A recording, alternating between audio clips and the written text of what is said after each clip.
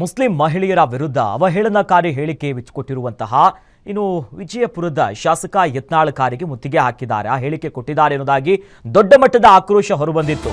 ಇನ್ನು ಯತ್ನಾಳ್ ಹೇಳಿಕೆಯ ವಿರುದ್ಧ ಮುಸ್ಲಿಂ ಸಮುದಾಯ ಆಕ್ರೋಶವನ್ನ ಹೊರಗಾಕಿದೆ.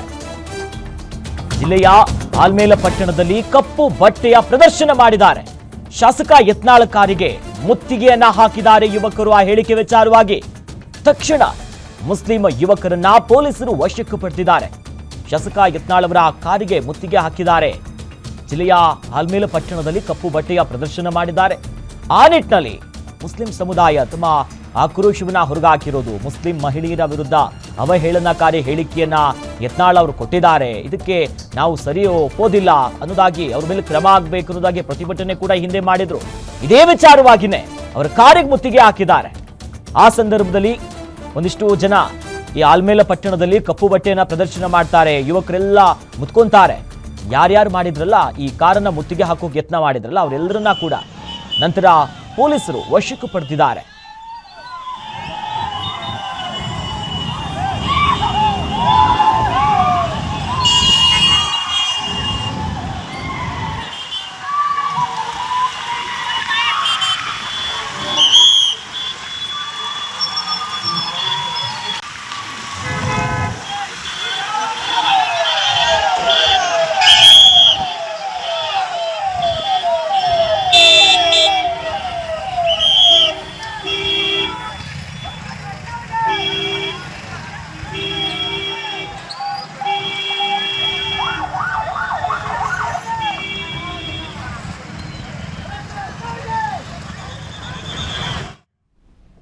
ಈ ಬಗ್ಗೆ ಹೆಚ್ಚಿನ ಡೀಟೇಲ್ಸ್ ನೀಡ್ತಾರೆ ನಮ್ಮ ವಿಜಯಪುರದ ಪ್ರತಿನಿಧಿ ದೀಪಕ್. ದೂರವಾಣಿ ಸಂಪರ್ಕದಲ್ಲಿ ಜಾಯ್ನ್ ಆಗಿದ್ದಾರೆ. ದೀಪಕ್ ಶಿಂದೆ, ಎಷ್ಟೊತ್ತಿಗೆ ಈ ಘಟನೆ ಆಯಿತು, ತದನಂತರ ಪರಿಸ್ಥಿತಿಯನ್ನ ಹೇಗೆ ನಿಭಾಯಿಸಿದ್ರು, ಜೊತೆಲಿ ಕಾರ್ ಮುತ್ತಿಗೆ ಹಾಕೋರ್ ಮೇಲೆ ಏನ್ ಕ್ರಮ ಆಗಿದೆ, ಈಗ ಶಾಸಕರೇನಾದ್ರೂ ಈಗ ಪ್ರತಿಕ್ರಿಯೆ ಕೊಟ್ಟಿದ್ದಾರಾ ಈ ಬಗ್ಗೆ?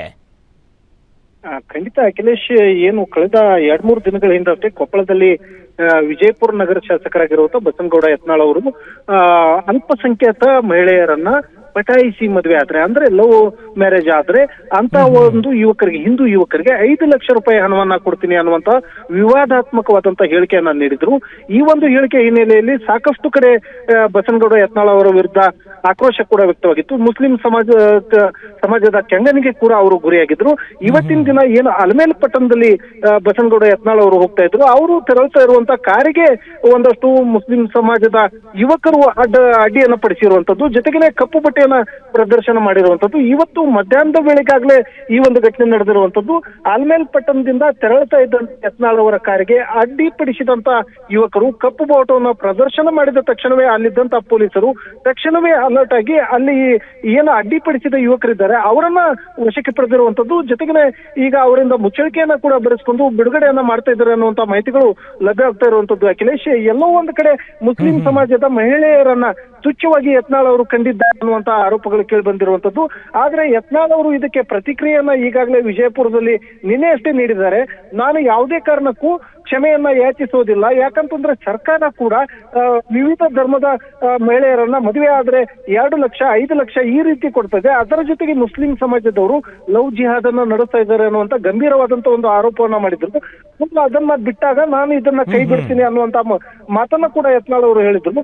ಹೀಗಾಗಿ ಮುಸ್ಲಿಂ ಸಮಾಜದಿಂದ ಇವತ್ತು ತೀವ್ರತರವಾದಂತಹ ಒಂದು ವಿರೋಧ ವ್ಯಕ್ತ ಆಗಿದೆ ಅಂತ ಹೇಳ್ಬೋದು ಅಖಿಲೇಶ್. ಎಸ್, ಧನ್ಯವಾದಗಳು ದೀಪಕ್ ಶಿಂದೆ ತಮ್ಮೆಲ್ಲ ಮಾಹಿತಿಗೆ.